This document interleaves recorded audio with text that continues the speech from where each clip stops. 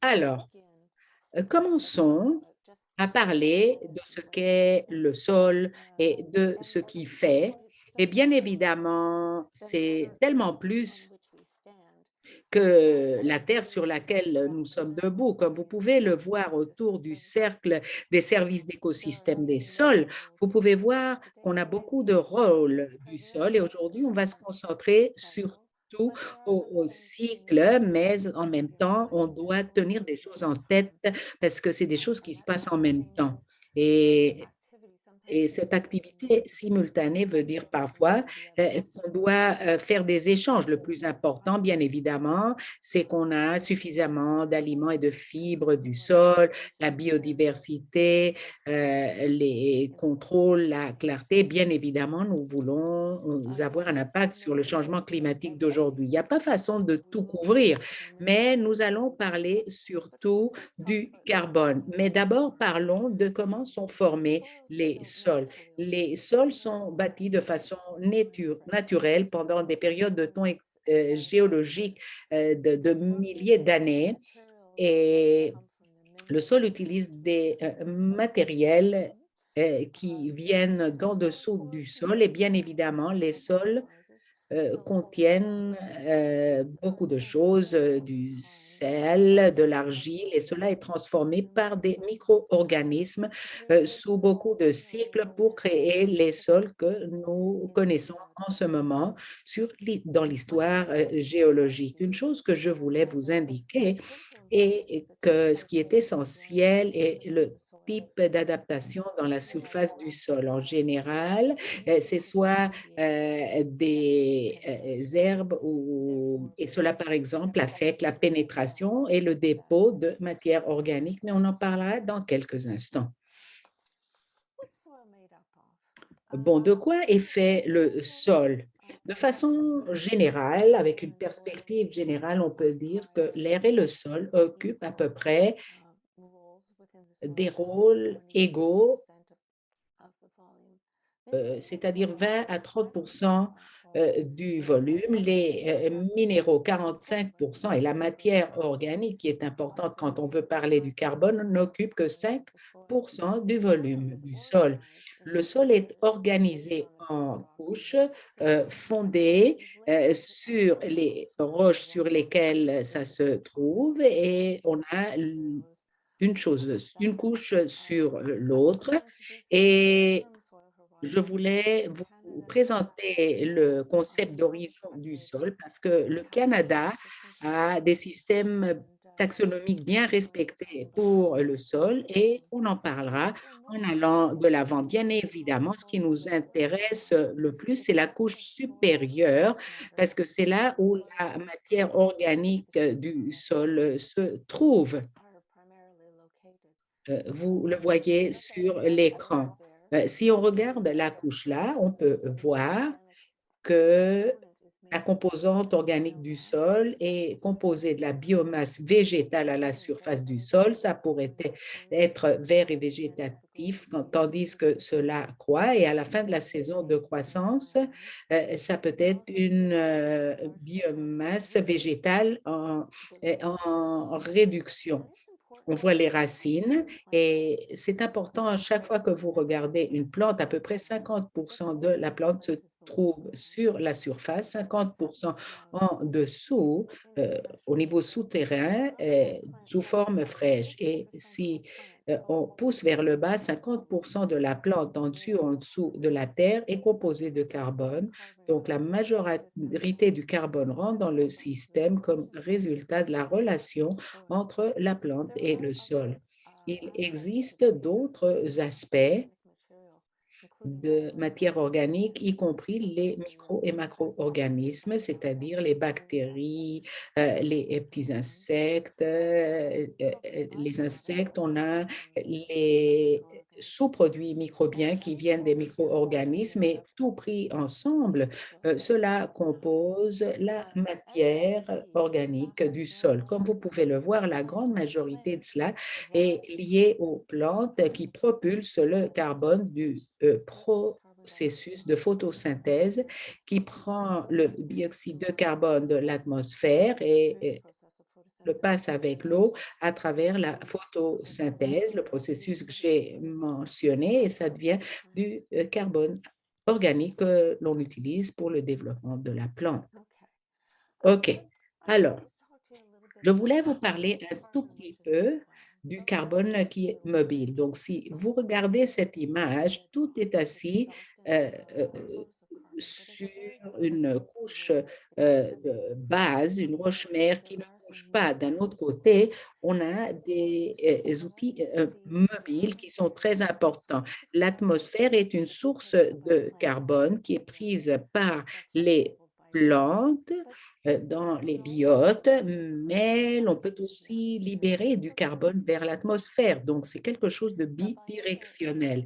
Les biotes de la plante et des animaux dans la surface du sol, quand elles se dégradent, elles contribuent du carbone au sol et l'on a tout du carbone dans les océans du monde et c'est encore une fois bidirectionnel. Ça donne du carbone à l'atmosphère et ça prend du carbone de l'atmosphère.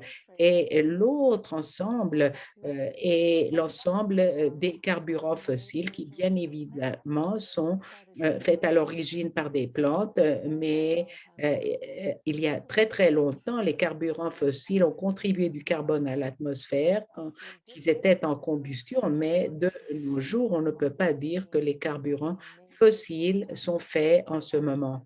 Donc, cela n'est qu'une contribution à l'atmosphère. OK. Continuons à regarder ce qui se passe dans le système agricole.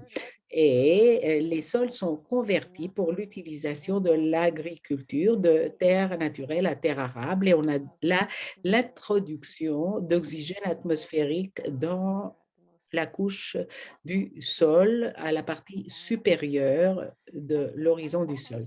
Et comme fonction des micro-organismes du sol, ils peuvent libérer du carbone entreposé comme dioxyde de carbone et le stock est vidé dans la quantité de CO2 et la quantité de CO2 dans l'atmosphère augmente. Alors, on sait que quand on convertit une terre cultivée, euh, on a davantage de carbone dans l'atmosphère et cela peut se passer pendant des décennies, des siècles. Ça peut continuer du moment où le carbone continue à être libéré par la perturbation du sol. Au niveau mondial, nous savons que depuis le début de l'agriculture, 320 milliards de tonnes de carbone ont été libérées du sol dans le monde entier dans la conversion pour les collectes et cela crée une brèche énorme dans ce que l'on avait auparavant dans les stocks de carbone du sol et ce que l'on a maintenant dans l'atmosphère. Si nous continuons, on va regarder davantage d'où viennent les choses quand les sols sont perturbés. Quand on commence à regarder le sol pour planter des semences pour quelque chose qu'on veut cultiver, on trouve quelque chose de très fin comme lit de semences et on a l'activité de respiration des microbes et cela libère une quantité énorme, comme je l'ai déjà dit, une quantité énorme de carbone. On a une petite vidéo là. Voici, ça s'en va dans l'atmosphère. Et le sol peut aussi agir comme puits de carbone. Donc, si après cette conversion initiale et le processus de perdre le carbone vers l'atmosphère, on peut voir qu'il y a un équilibre qui est établi avec le temps. Donc, ce qui est pris vers le haut et ce qui est libéré sont en équilibre. Nous sommes à une étape d'équilibre dans la plupart des sols au Canada, mais ce que l'on veut faire, c'est de faire un changement dans la pratique afin d'augmenter les stocks de carbone du sol et réduire la quantité de carbone qui est dans l'atmosphère. Et si on peut le faire, on pourrait avoir un effet sur le changement climatique parce que n'importe quelle réduction de carbone dans l'atmosphère pourrait affecter ce processus. OK, regardons ce qui se passe avec la plante même. Le carbone pris de l'atmosphère par la photosynthèse s'appelle le carbone biogénique et c'est différent du carbone qui est libéré quand nous brûlons ou faisons de la combustion de fossiles carburants, parce que c'est du carbone ancien. Ce qui est différent est que nous anticipons que le carbone dans la plante, après que cela soit pris et utilisé pour soutenir la partie supérieure de la plante et des fruits, euh, la portion qui est reprise par l'atmosphère, ça sera repris par les plantes dans la prochaine saison.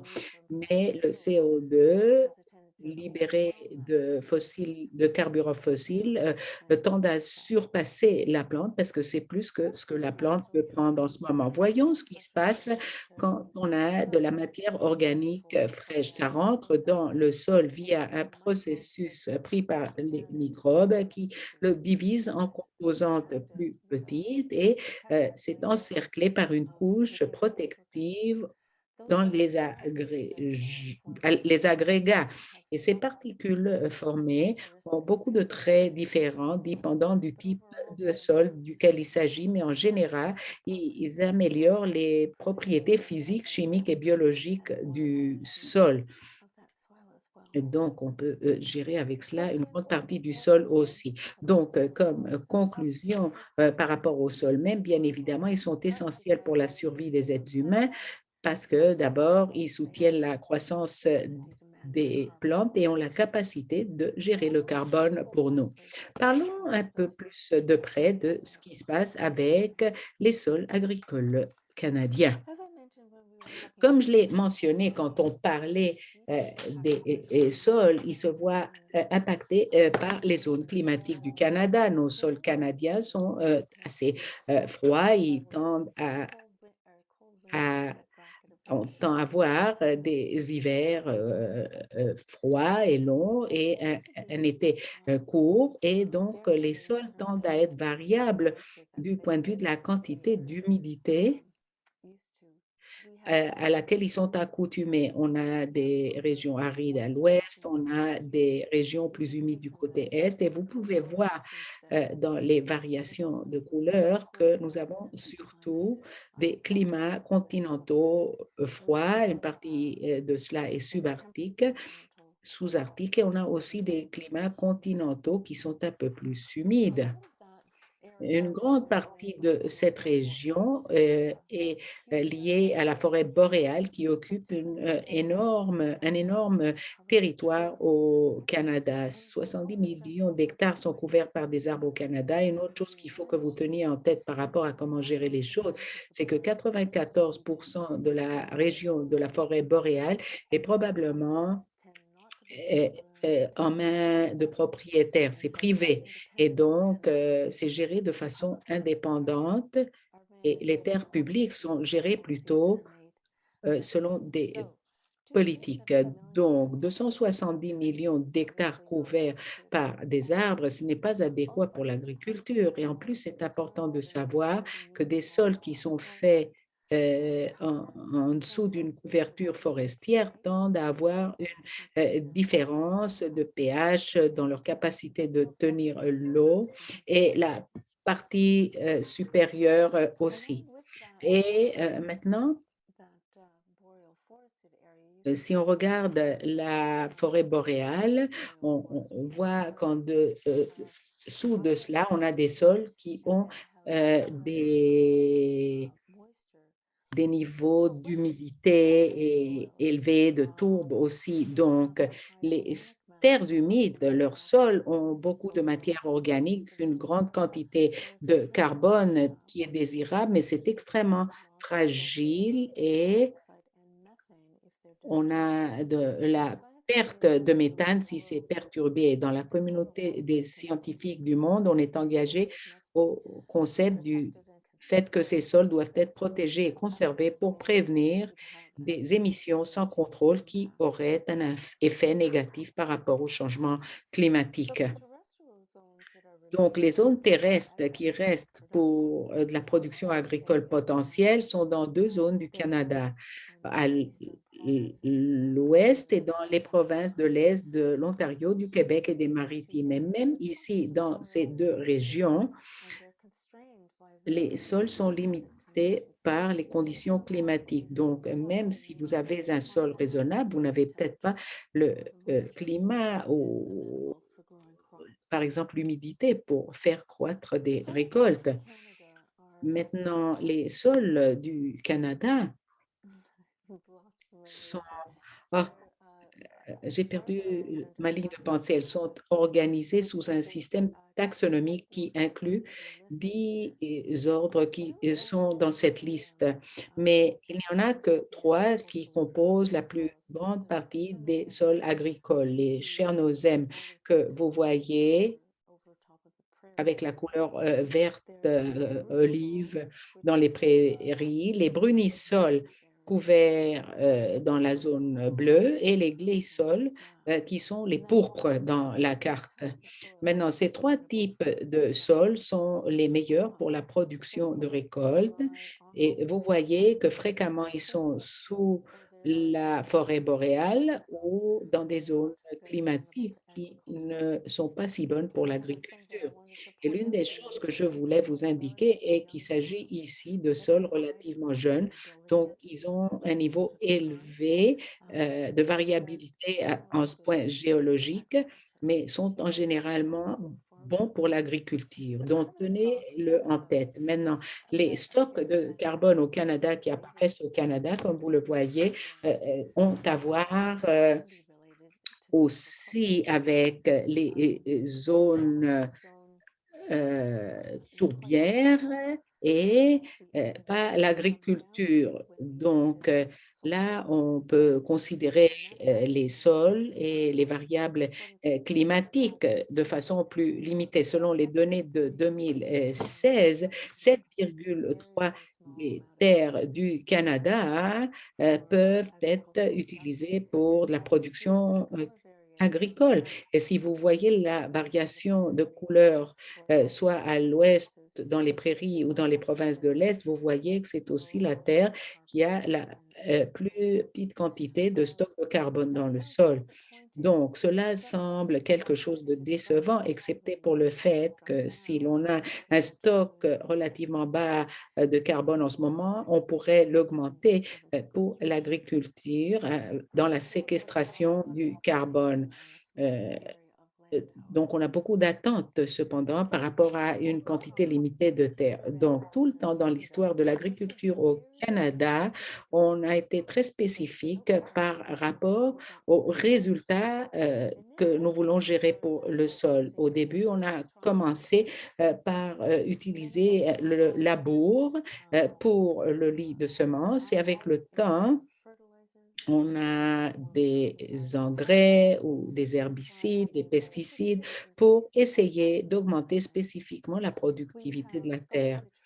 Euh, nous avons le contrôle de l'érosion et on a aussi la mise en jachère pour conserver l'humidité. Mais de ce qu'on parle en ce moment, c'est de prendre tous ces besoins spécifiques qui sont relatifs à une opération de ferme individuelle et ajouter des couches de gestion de carbone pour que l'on puisse jouer ce rôle dans le changement climatique.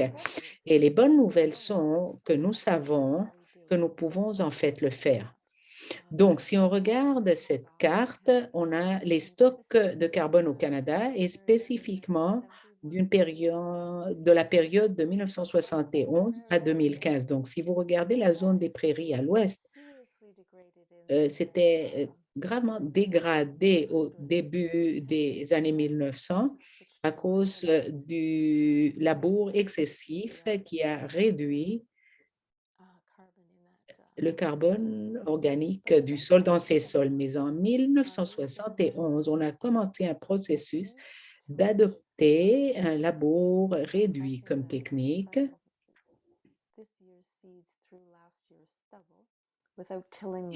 et sans faire du labour au sol. Et cela a été adopté de façon assez ample pendant les années suivantes jusqu'au point où cela est ce qui se passe en ce moment.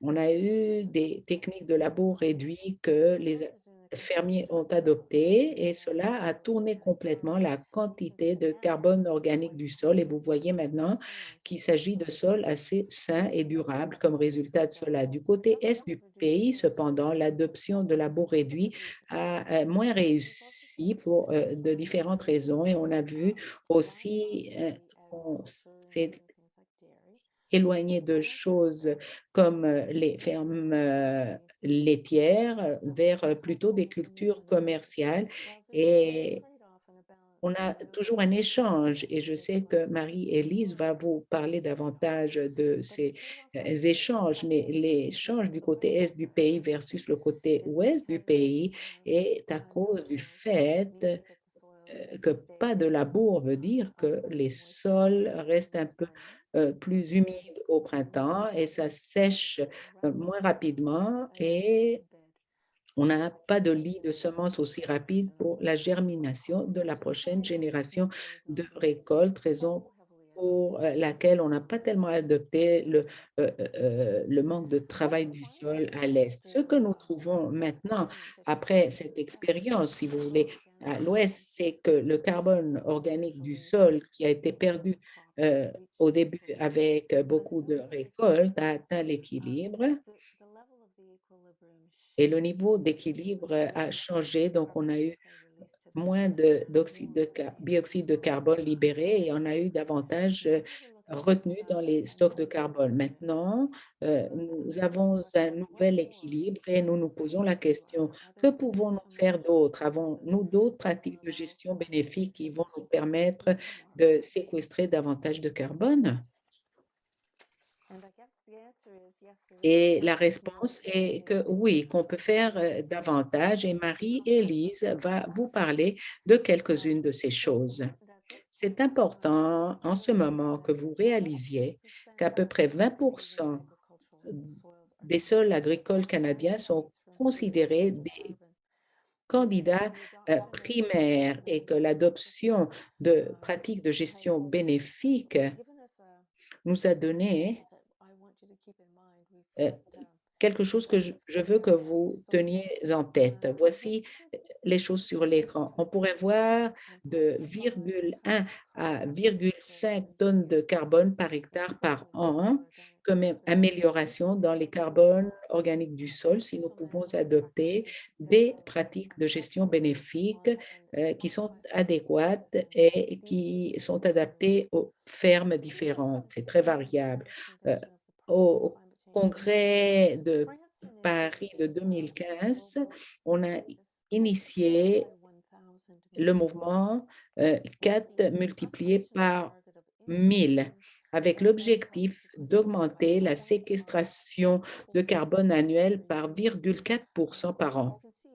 Comme vous pouvez le voir, cette cible est dans la gamme de possibilités du Canada et d'ici le 2030, on pourrait avoir comme résultat la séquestration d'à peu près 14% de la cible de réduction que nous avons pour ce moment-là. Donc, vous pouvez voir de la modélisation mondiale qui estime le taux de séquestration et vous montre que l'Amérique du Nord, y compris le Canada, a l'une des attentes les plus élevées pour une amélioration du carbone organique du sol avec le temps.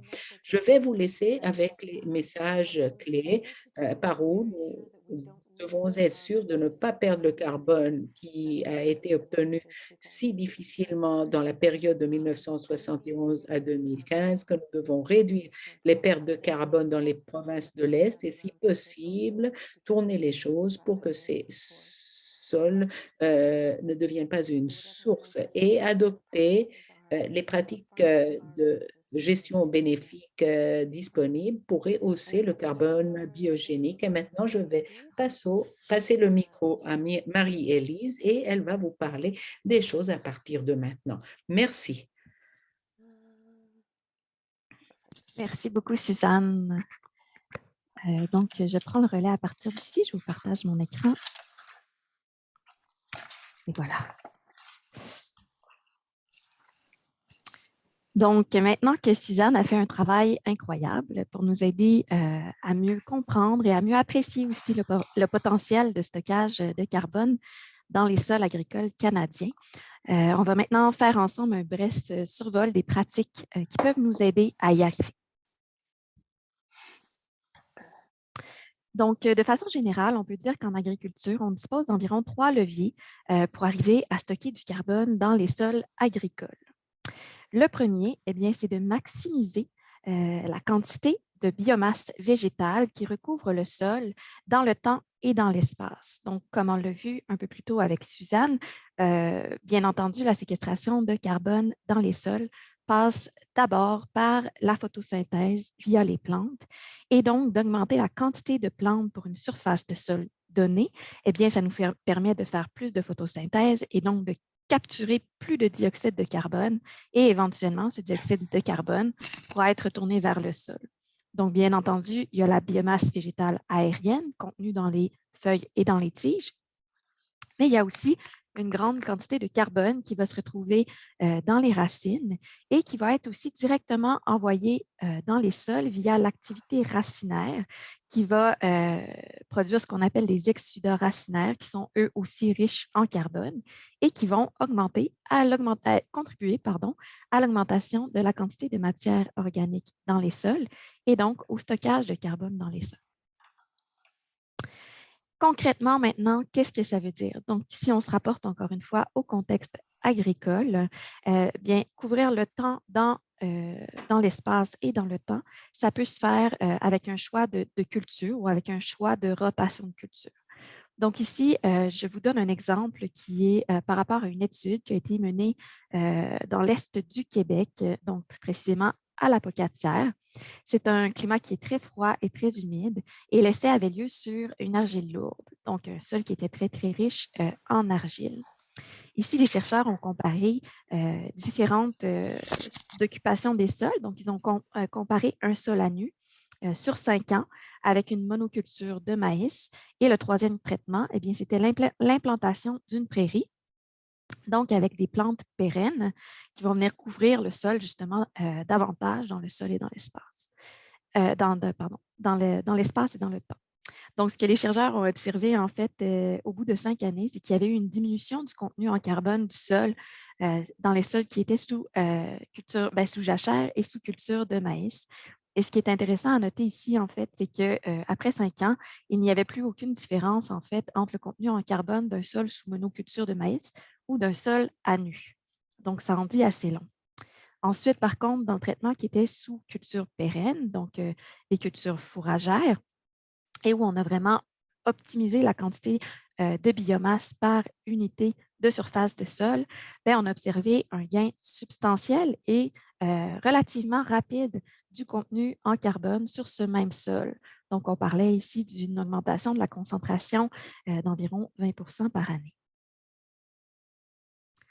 Une autre stratégie qui peut être utilisée pour augmenter la quantité de photosynthèse par unité de surface en contexte agricole, ça peut être aussi l'utilisation, bien entendu, des cultures de couverture qui vont venir couvrir, par exemple, les entrerangs ou qui vont couvrir le sol après la saison de croissance de la culture principale.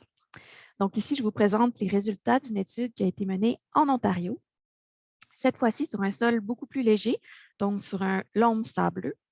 Et ce sol était sous une rotation de grande culture pendant une période de 7 ans.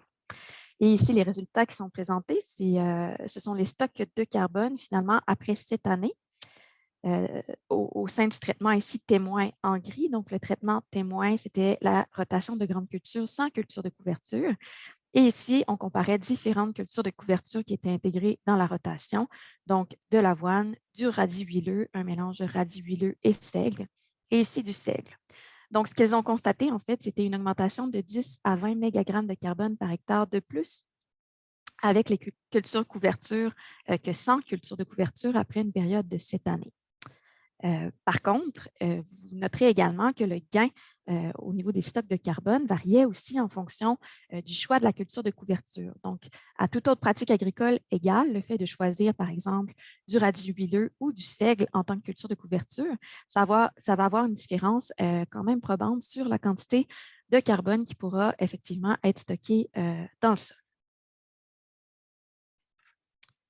Maintenant, on a vu le premier levier qui était l'augmentation de la photosynthèse par unité de surface.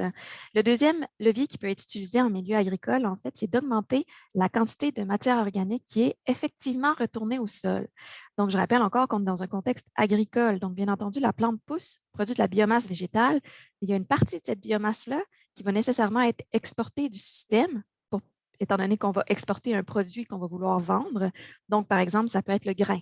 Le grain, lui aussi, est riche en carbone, mais il ne sera pas retourné au sol. Il va être exporté, il va être vendu pour la consommation animale, la consommation humaine.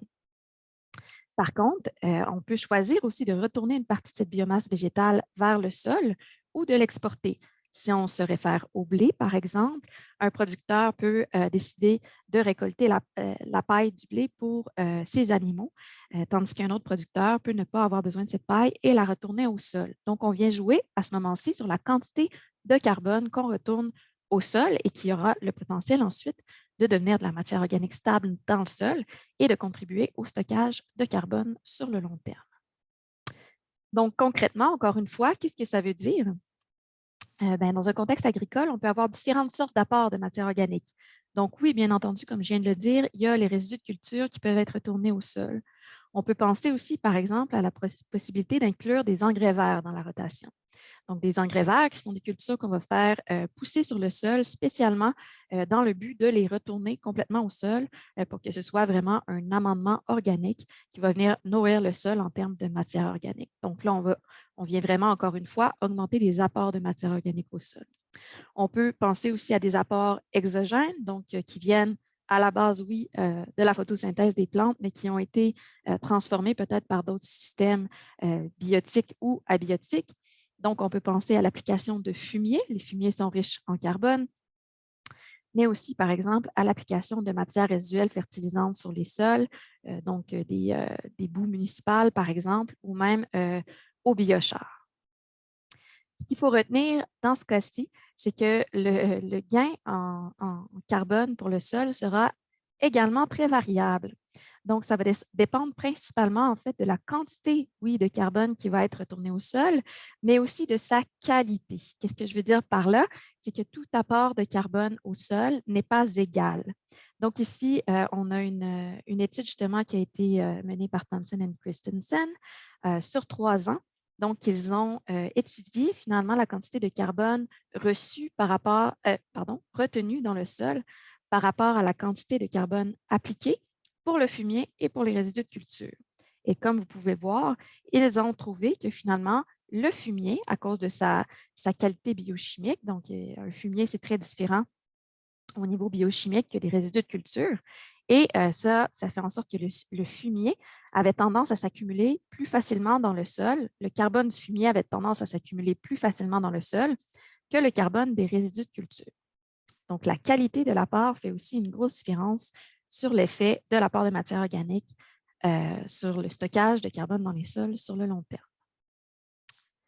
Et finalement, au niveau du troisième levier, c'est au moment où on a de la matière organique dans les sols, qu'elle soit indigène, c'est-à-dire qu'elle soit là depuis très longtemps ou qu'elle vienne d'être ajoutée au sol, on peut essayer de faire en sorte que cette matière organique-là soit effectivement stabilisée dans le sol le plus longtemps possible afin d'éviter finalement au maximum la dégradation, la minéralisation de cette matière organique-là qui va inévitablement produire un relargage de carbone vers l'atmosphère sous forme de CO2.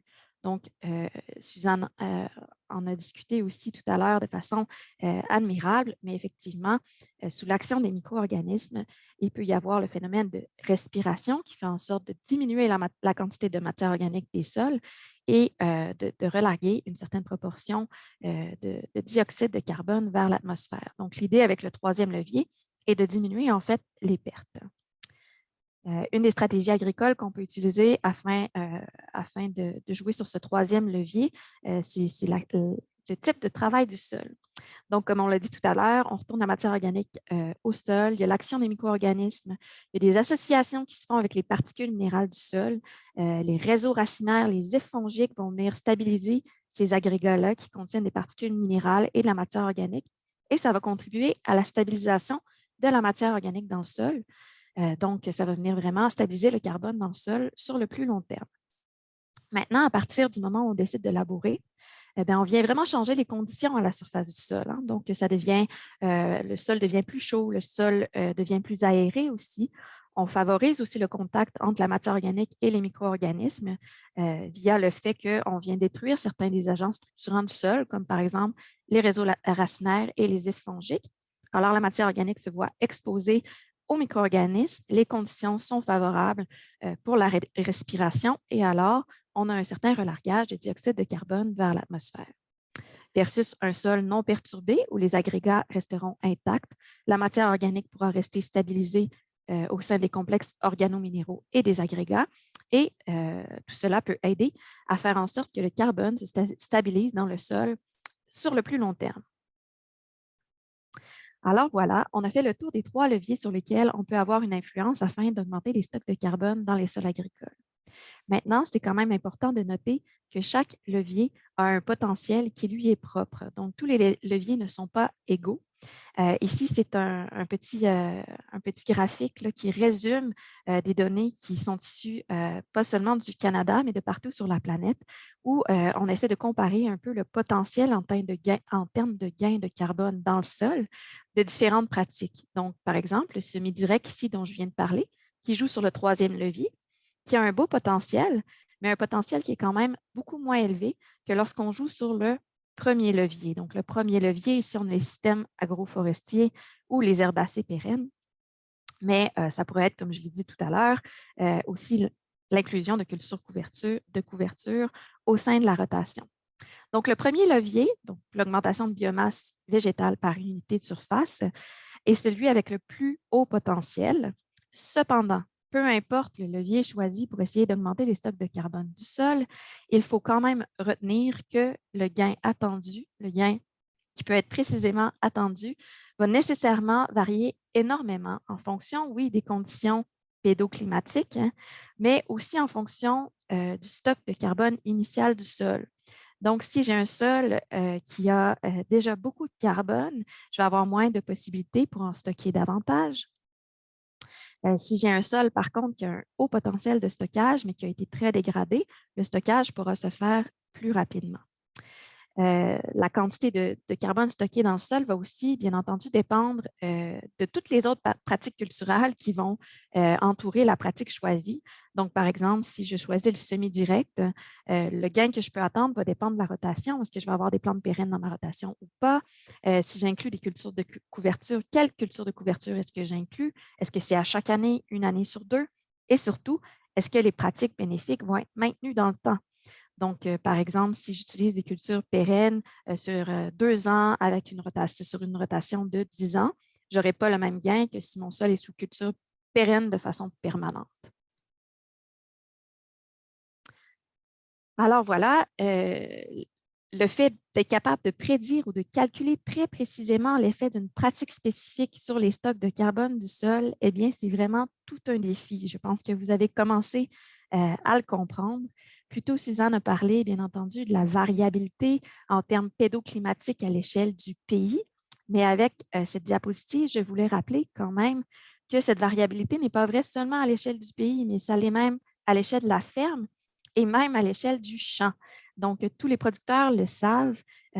Chacun de leurs champs est différent. Il y a des parties même du champ qui vont différer en termes de topographie, en termes de granulométrie. Ici, je montre une image où on voit la variation, par exemple, du contenu en carbone du sol à l'intérieur d'un seul champ. Et on voit qu'à l'intérieur d'un même champ, la teneur en carbone initiale peut passer facilement du simple au double. Donc, ça veut dire qu'il y a des sections du champ qui vont avoir plus de potentiel de stockage que d'autres sections du champ.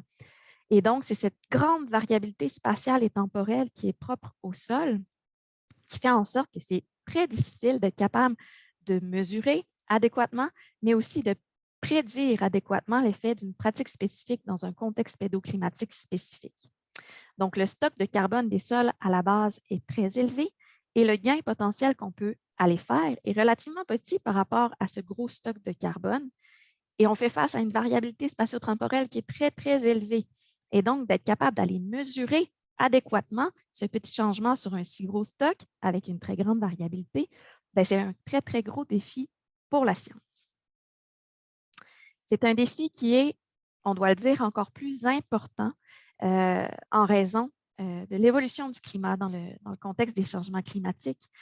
Donc, oui, déjà, calculer ces changements à un point X dans le temps, c'est un grand défi. Maintenant, il faut savoir que déjà, naturellement, notre climat est en train de changer et ça a des conséquences inévitables sur la biomasse végétale et sur la régulation des sols et sur la dynamique de la matière organique dans les sols naturels et dans les sols agricoles. Ici, d'ailleurs, c'est une prédiction qui a été publiée en 2015 sur les changements estimés des stocks de carbone si on considérait uniquement l'effet des changements climatiques. Donc ici, on ne parle pas d'action de l'homme ou d'effets potentiels qu'on pourrait avoir avec la gestion du territoire ou des pratiques agricoles, simplement en calculant que d'ici 2050, on estime cette modélisation spécifique estime une hausse de 1 degré Celsius. On estime des pertes, par exemple au Québec, de carbone du sol qui peuvent tourner autour de 2 tonnes de carbone par hectare chaque année. Et donc, toute l'incertitude qu'amènent les changements climatiques vient rendre encore plus compliqué finalement le suivi et la gestion des stocks de carbone des sols. Plus compliqué, oui, mais sans doute aussi beaucoup plus importante. Qu'est-ce que ça veut dire concrètement pour la régulation? Bien, ça veut dire qu'on devra éventuellement trouver un moyen de diminuer considérablement les coûts et l'énergie requis pour évaluer ou pour mesurer plutôt les stocks de carbone du sol. Et ça, bien, ça risque de passer par le développement de nouvelles technologies.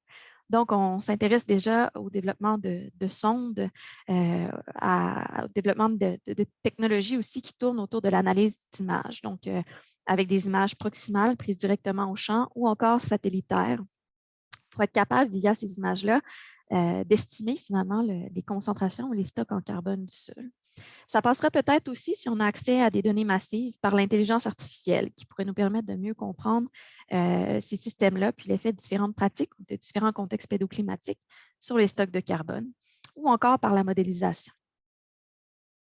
Quoi qu'il en soit, ce qui est certain, c'est qu'au niveau gouvernemental, il va falloir investir pour avoir des données, pour être capable de mieux comprendre. Donc, ça peut vouloir dire, par exemple, investir dans des essais long terme, dans la collecte de données massives ou encore dans le développement d'infrastructures qui pourraient permettre d'organiser, de colliger, d'analyser, de traiter et aussi de réguler cette information-là qui est très précieuse. Il faut dire d'ailleurs qu'au Canada, on a encore beaucoup de travail à faire à ce niveau-là, puisque dans les dernières décennies, malheureusement, le gouvernement canadien s'est un peu retiré du secteur agricole et on a perdu beaucoup d'essais long terme à l'échelle du pays. Et maintenant, c'est très difficile de trouver, par exemple, des informations spécifiques au Canada concernant la santé des sols ou les stocks de carbone des sols. Donc, en termes de disponibilité des données, au Canada, il reste toujours énormément de travail à faire. Donc, si on peut tirer des conclusions générales de cette section sur l'effet des pratiques agricoles sur la séquestration de carbone dans les sols, en fait, on peut retenir de grandes idées. Hein. Comme j'ai dit, on sait qu'on a différents leviers. Bon, on sait que l'effet sur le stockage de carbone va varier en fonction du contexte, mais on peut quand même se faire des idées globales et générales. Ceci étant dit, si on cherche vraiment à calculer, à mesurer ou à prédire le gain réel de carbone sous certaines pratiques dans un contexte pédoclimatique spécifique, ben là, il va falloir faire plus de travail. Donc, il va falloir développer des nouvelles technologies de mesure et il va falloir aussi là, structurer l'information, avoir accès à des données massives. Et donc, il reste énormément de travail à faire en ce sens-là. Alors maintenant, on entre dans la quatrième partie, la dernière partie de cette présentation. Puis dans cette dernière partie, Suzanne et moi, on a essayé de mettre un peu les choses, de remettre les choses dans leur contexte un peu plus global. Jusqu'à maintenant, on a beaucoup parlé des stocks de carbone du sol. Mais comme Suzanne l'a bien dit au début de la présentation aussi, il n'y a pas seulement le carbone du sol qui est attendu comme fonction dans les sols agricoles. Et donc, on parle souvent de l'importance de la santé des sols. Mais qu'est-ce que c'est vraiment la santé des sols?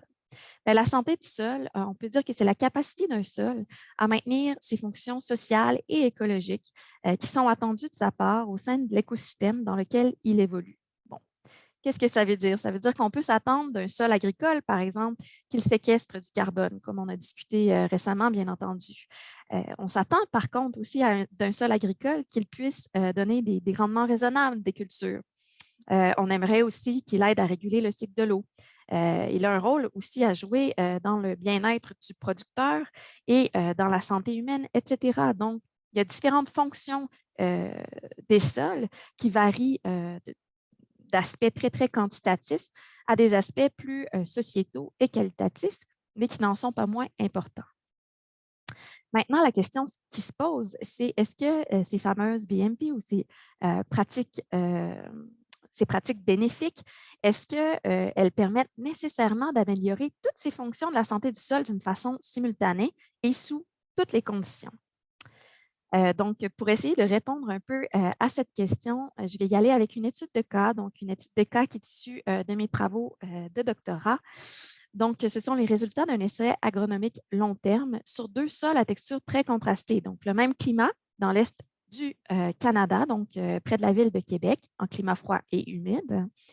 Et différents types de travail du sol ont été appliqués sur 2 sols à texture très contrastée, donc une argile limoneuse et un loam sableux, mais qui étaient sur la même ferme. Donc, quand on parle de variabilité spatiale à l'échelle de la ferme, on en a un exemple ici. Donc, la même ferme, mais 2 sols très différents, sous une rotation blé, maïs et soya, et sous 2 différents types de travail du sol. Donc, on a comparé un labour à 25 cm à un travail réduit d'environ 5 cm, donc simplement pour l'incorporation des engrais à la surface du sol. Et cet essai merveilleux long terme nous a permis d'avoir des données tant sur le rendement, sur les indicateurs de santé du sol et sur le stockage de carbone sur 9 années. Donc, qu'est-ce qu'on a observé au niveau du rendement? Bien, ce sont des résultats qui sont très intéressants parce qu'ici, vous pouvez voir, je vous montre la différence de rendement avec le travail réduit lorsque comparé au labour en termes de pourcentage. Ici, on est dans l'argile limoneuse. Pour chacune des années de l'étude, en brun, ce sont les années en blé, en jaune, les années en maïs et en vert, les années en soya. Donc, ce qu'on a constaté en fait dans l'argile limoneuse, qui est un sol très lourd, qui se réchauffe très lentement au printemps et qui à la base avait quelques problèmes de drainage, bien, on a constaté que dans les premières années, il y avait très peu d'effet du travail du sol et même parfois un petit effet négatif du travail du sol sur le rendement des cultures. Par contre, au bout de 5 ans, il semblerait que des chemins d'écoulement préférentiels aient pu se créer dans ce sol très lourd au fil du temps grâce à l'action des vers de terre, des micro-organismes, des réseaux racinaires, etc. Et finalement, au bout de 5 ans, on s'est mis à avoir un très bel effet positif du travail réduit sur le rendement de toutes les cultures, donc sur le blé, le maïs et le soya, avec même en 2017 des gains de rendement substantiels qui approchaient les 25 et qui permettaient finalement d'avoir un gain financier qui tournait autour des 250 $ par hectare avec le travail réduit lorsque comparé au labo. Par contre, sur la même ferme, mais sur un loam sableux, exactement les mêmes pratiques, les mêmes rotations, etc., on a observé une réponse complètement différente. Donc, dans ce sol qui était plus léger et qui n'avait pas de problème à se ressuyer au printemps, on a observé en fait que l'effet du travail du sol sur le rendement variait énormément en fonction de la culture. Donc, pour le blé, on avait très peu d'effet du travail du sol sur le rendement du blé. On avait un effet généralement positif du travail réduit sur le rendement du soya, notamment dû à une meilleure nodulation. Mais par contre, dans le maïs, on avait systématiquement un effet négatif du travail réduit versus le labour sur le rendement, avec des pertes d'environ 180 $ par hectare lorsque comparé au labour. Ce qu'il faut se rappeler, Suzanne en a touché un mot tout à l'heure, c'est qu'on est en conditions froides et humides. Et donc, la saison de croissance est très, très courte. Dans cette région, on n'a normalement pas beaucoup de problèmes avec la quantité d'eau. Donc, on n'est pas du tout en condition de sécheresse, c'est plutôt le contraire. Particulièrement au printemps, on a hâte que le sol se réchauffe, on a hâte qu'il se ressuie pour être prêt à semer. Et vous comprendrez que dans un contexte de semi-direct avec retour des résidus de culture, ici, c'est le retour des résidus de blé à l'automne précédant le semis du maïs dans nos essais, ça fait un bon effet de paillis. Donc, il peut y avoir un ralentissement du réchauffement au printemps. Ça peut nuire aussi au contact sol-semence. Peut contribuer à l'immobilisation de l'azote appliqué au printemps et ça peut aussi augmenter la prévalence de certaines maladies. Maintenant, au niveau des indicateurs de santé des sols qui ont été évalués sur ces mêmes parcelles, bon, ben, voici encore une fois la comparaison entre le travail réduit lorsque comparé au labour. Ce sont les résultats en termes de pourcentage pour l'argile limoneuse en brun foncé et pour le loam sableux en brun plus pâle. Donc, ce qu'on peut observer, c'est que globalement, il y a eu un effet très positif du travail réduit sur les indicateurs de santé du sol. Il faut se rappeler, par contre, et j'aimerais qu'on le retienne très bien, que ces indicateurs sont souvent mesurés à la surface du sol. Donc, dans ce cas-ci, on est dans la zone 0,10 cm. Donc, à la toute surface du sol, on a observé une augmentation de 12 à 58 du contenu en matière organique, du contenu en biomasse microbienne et du diamètre moyen pondéré des agrégats. Vous pourrez remarquer aussi que c'était encore plus marquant l'effet positif dans le sol léger plutôt que dans le sol lourd. Donc, dans les sols qui sont très sableux, le travail du sol est très critique parce que ce sont des sols qui ont plus de difficultés à se structurer naturellement puisqu'ils ont moins d'argile. Et donc, l'effet du travail du sol sur les paramètres de santé du sol en surface était l'effet du travail réduit est encore plus probant dans ce sol léger que dans le sol lourd. Alors maintenant, je vous rappelle encore une fois qu'on a parlé ici de l'effet du travail réduit sur la surface. Par contre, quand on s'intéresse à l'effet d'une pratique sur les stocks de carbone, on ne peut pas regarder seulement la petite couche de surface parce que la très grande majorité, en fait, des stocks de carbone va se trouver sous les 15 premiers centimètres. Et les pratiques agricoles peuvent avoir une influence aussi sur les stocks plus profonds dans le sol. Donc, ça, ce sont les résultats qu'on a obtenus en comparant le travail réduit en vert au labour en gris selon la profondeur. Donc, ici, dans les 15 premiers centimètres de sol, comme je l'ai dit tout à l'heure, on a une augmentation de la matière organique en surface avec le travail réduit lorsque comparé au labour. Dans la zone 15-30 cm en profondeur, on n'a plus de différence. Et à partir de 30 à 45 cm, donc sous la couche de labour, on voit la tendance inverse, c'est-à-dire que le labour vient apporter la matière organique en profondeur et ça fait en sorte que finalement, on a plus de matière organique en profondeur avec le labour qu'avec le travail réduit. Qu'est-ce que ça veut dire, ça? C'est qu'avec le travail réduit, on vient augmenter la matière organique en surface. Avec le labour, on vient l'augmenter en profondeur. Et si on considère le profil de sol au complet, ben, on n'a aucun effet du travail réduit sur les stocks de carbone lorsque comparé au labour.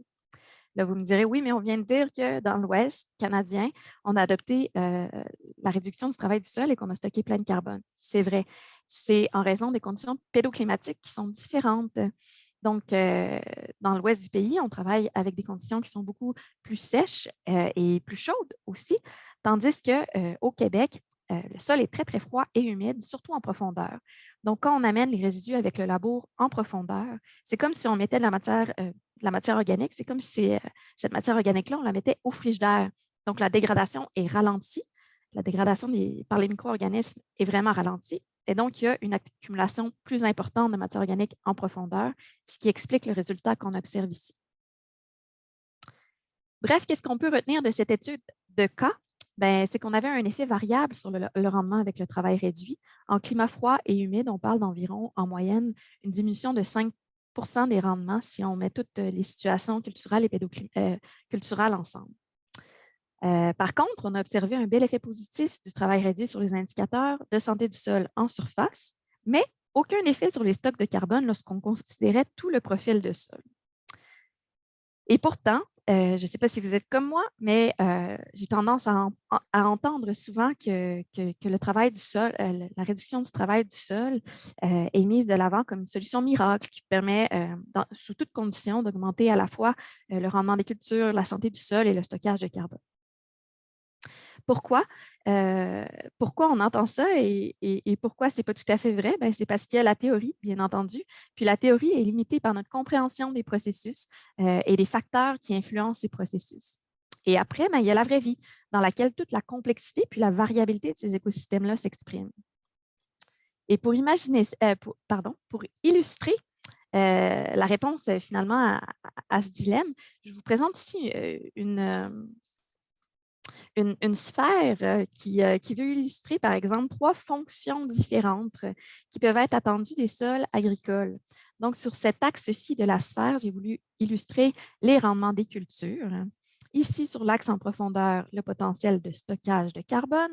Et sur l'axe qui va vers le haut, la résistance à l'érosion. Donc, on peut penser, par exemple, aux propriétés physiques, à des bonnes propriétés physiques du sol qui vont aider finalement la protection de la ressource via une résistance à l'érosion. Donc, si on se ramène à l'effet du travail du sol selon le contexte pédoclimatique, j'ai essayé d'illustrer ici l'effet, par exemple, d'une diminution du travail du sol sur ces différentes fonctions qui peuvent être rendues par les sols. Donc, ce point rouge ici représente un contexte où on travaillera avec un sol léger en climat chaud et sec. Comme je l'ai dit tantôt, dans un sol léger en climat chaud et sec, on peut s'attendre à une belle augmentation des rendements avec l'adoption de la réduction du travail du sol. On peut s'attendre aussi à une augmentation des stocks de carbone du sol, ainsi qu'à une augmentation de la résistance à l'érosion. Par contre, exactement la même pratique, donc tout autre facteur égal, on prend le travail réduit du sol, cette fois-ci dans un contexte où, avec le point bleu, on est dans un sol lourd en climat froid et humide. Ce à quoi on peut s'attendre, c'est une légère peut-être réduction des rendements, mais pas toujours. On s'attend pas non plus à stocker du carbone et on peut voir par contre une belle augmentation de la résistance à l'érosion telle que représentée dans l'étude de cas. Donc, c'est vrai pour le travail du sol, mais c'est vrai aussi pour toutes les autres pratiques agricoles ou ces pratiques dites de conservation ou pratiques bénéfiques. Maintenant, la question que ça invite à se poser, c'est peut-être quelle fonction du sol devrait dicter la rentabilité d'une entreprise agricole. Bien entendu, une ferme, c'est une entreprise qui évolue dans un contexte où c'est le libre marché et le produit se doit d'être compétitif. Donc, bien entendu, si pour être compétitif, un producteur agricole doit faire le plus de rendement possible sur le court terme, ça peut être ou non, dépendamment des contextes, au détriment d'autres fonctions du sol. Par contre, ces externalités-là, qui vont arriver ou pas, dépendamment de la ferme, du contexte pédoclimatique et peut-être même du champ lui-même, ils vont avoir des effets sur la résilience du système agroalimentaire canadien sur le long terme. Ils vont avoir un effet aussi sur la qualité de l'eau, sur le climat, etc., donc sur toutes les autres fonctions. Si on s'intéresse seulement à cette fonction-ci des sols, puis pas aux autres fonctions, alors on peut s'attendre à ce que les décisions soient prises uniquement en fonction de ce qui sera rentable pour le producteur. Et éventuellement, tout ça, ça va avoir un coût très élevé pour le Canada d'avoir à gérer plus tard une diminution de la résilience, par exemple, du système agroalimentaire canadien. Donc, la question qui peut se poser et à laquelle je ne répondrai pas, mais c'est une question ouverte, c'est est-ce qu'on devrait penser à peut-être accorder aussi une valeur financière aux autres fonctions des sols agricoles? Donc, voilà, c'est ce qui me mène à la conclusion générale. Je pense, en fait, ce que Suzanne et moi, on aimerait que vous soyez en mesure de retenir de la conversation d'aujourd'hui, c'est qu'il y a un beau potentiel pour les solutions climatiques basées sur la gestion des sols agricoles au Canada. Actuellement, par contre, on est en mesure de pouvoir émettre des recommandations très générales qui devront, par exemple, générer nécessairement un niveau de variabilité pour toutes les fonctions rendues par les sols. Donc, il va y avoir de la variabilité tant au niveau du stockage que de l'effet sur d'autres fonctions comme le rendement ou les indicateurs de santé du sol en surface, sur la qualité de l'eau, etc. Donc, jusqu'à maintenant, on peut tirer des conclusions générales, mais si on veut vraiment s'assurer de maximiser les fonctions des sols agricoles selon le contexte pédoclimatique et culturel, bien, ce qu'on propose, c'est d'investir temps et argent dans l'évolution de la science et de la technologie. Donc, bien entendu, approfondir les connaissances fondamentales et appliquées sur le sujet. On propose aussi d'investir dans le développement d'outils de mesure et de suivi. Donc, ça va nous prendre beaucoup de données pour être en mesure de mieux comprendre toute cette variabilité spatio-temporelle. Et il va falloir, bien entendu, s'attendre à apprécier, donc à reconnaître et éventuellement peut-être même à quantifier la valeur des autres fonctions que peuvent fournir les sols, des fonctions autres que le rendement sur le court terme. Ensuite, on a déjà une bonne idée aussi de notre coffre à outils de pratique qui peuvent être utilisés pour y parvenir. Et au niveau de l'applicabilité, c'est sûr que ça prendra un engagement, oui, des propriétaires fonciers et un partage de connaissances entre les agriculteurs, les scientifiques, le gouvernement et l'industrie. Mais ça prendra aussi nécessairement un certain engagement des instances gouvernementales afin d'arriver à organiser, à réguler ces stratégies et aussi pour le financement de la recherche et éventuellement peut-être aussi des agriculteurs pour l'application des nouvelles stratégies. Finalement, tout ça dans le but de développer des outils d'aide à la décision qui pourraient être basés sur la science. Donc, sur ce, je vous remercie énormément pour votre écoute aujourd'hui. Je remercie aussi Suzanne pour la belle collaboration. Ça a été très formateur pour moi et un réel plaisir de travailler sur ce projet avec Suzanne. Et je remercie aussi, bien entendu, CAPI, donc l'Institut canadien de politique agroalimentaire, pour la belle opportunité là, de venir vous présenter ce webinaire aujourd'hui.